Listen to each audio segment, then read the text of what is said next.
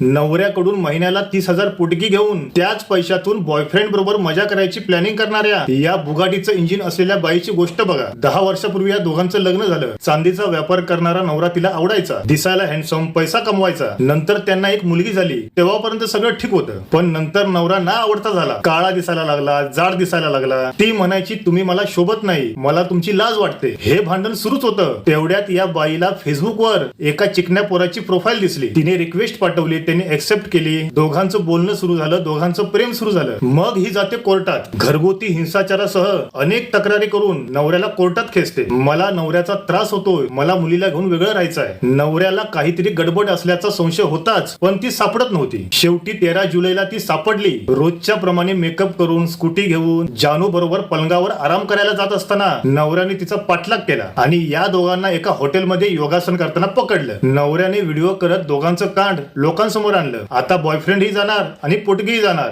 हे त्या नालायक बाईला आता समजलं. नवऱ्याने मित्रांना पार्टी दिली, विषय संपला. पण अशा खोट्या केसेस करून नवऱ्यांना त्रास द्यायचे प्रकार आता वाढत चाललेत. या लाजा सोडलेल्या नालायक बायका आहेत, यांना जास्त जीव लावू नका, नाहीतर हे तुम्हाला घोडे लावतील. अशा सायको भिकारचोट बायकांना घाबरून स्वतःला त्रास करून घ्यायची अजिबात गरज नाही.